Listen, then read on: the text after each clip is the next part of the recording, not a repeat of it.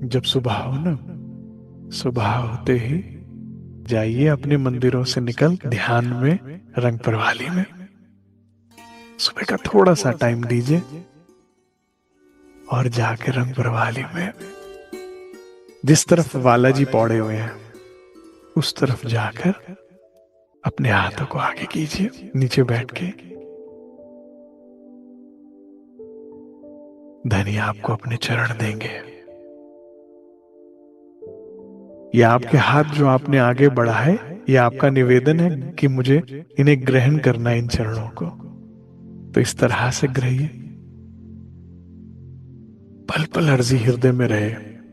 और कैसे ग्रहण करना है?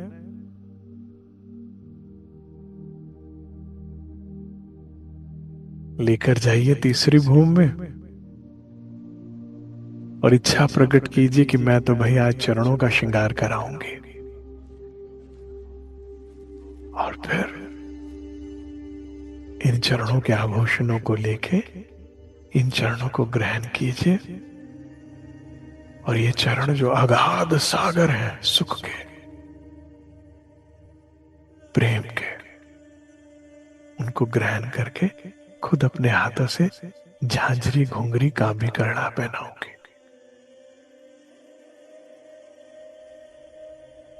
मुझे पता है धनी चरणों में कितनी उंगलियां, लेकिन छू छू के गिनूंगी।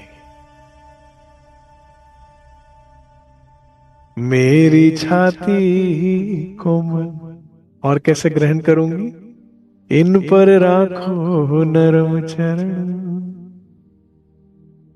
इत ही सेज बिछाए देऊं मेरे जीव के ही जीवन। महामती कहती इन्हें मेरे हेड़े पे रखे, मेरे नेत्रों पे रखे, मेरे मस्तक पे रखे, मेरे शीश पे रखे, और इन्हें शीश पर ग्रहण करके मैं सारी दुनिया में घूमूं। ऐसे ग्रहिए। अब जीवन में कोई भी खुशी आए, कोई भी काम बन जाए जो आप संसार में चाहते थे, फिर 2 मिनट निकालिए, फिर इन चरणों में जाइए, प्रणाम कहिए, शुक्राना कीजिए। इतना तो बनता है। Thank you.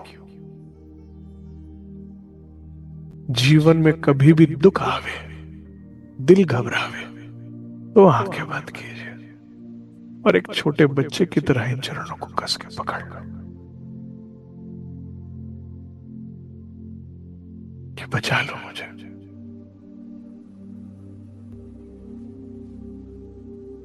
हमको इस खेल से सिताब काढ़ो श्री राज, भाई मनोरथ पूर्ण रहा ना कोई काज। अब नहीं देखना धनी, अब आपको देखना है। इन चरणों को ग्रहिए। जीवन में जब भी कभी अकेलापन सताने लगे, बड़े प्रेम से एक थाली सजाइए अलते की।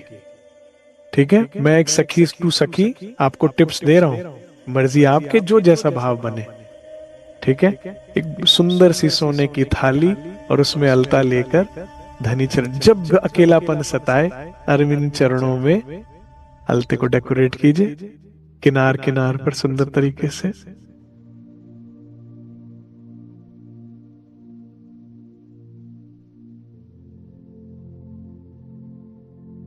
मुझे नहीं समझ में आता, सुंदर साथ कहते हैं कि हम अकेले हैं, हम उदास हैं, हम बोर हो गए। इंद्रावती जी 1 साल हवसा में रही, किसी से नहीं भेंट हो पा रही, और बायजूराज 5 साल फन में रहे, 12 मोमिन का साला उठा रहे, उन्होंने तो नहीं कहा। इन चरणों को ग्रहिए ना। इन चरणों का जिसके पास आसरा है वो कैसे उदास या अकेला हो सकता है? मुझे एक बार सुंदर साथ के गया वो, तो मैंने कहा आप ये टीवी देख रहे थे? कहते क्या करें, हम सारा दिन तो राज्य नहीं होते ना, बोर हो जाते हैं। मैंने कहा राज्य के होते बोर हो सकते हो आप? मुझे तो बात ही नहीं समझ में आई।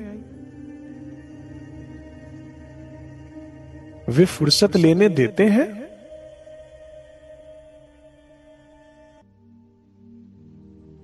मुझसे भी पीछे एक सुंदर सा ने पूछा, कहते आपने परमधाम दर्शन परिवार का निर्माण किया तब भी उसमें परमधाम, जब आश्रम बनाया तो परमधाम मेडिटेशन सेंटर, उसमें भी परमधाम। आपकी जहां भी होता है एक परमधाम तो होता ही होता है, कारण क्या है?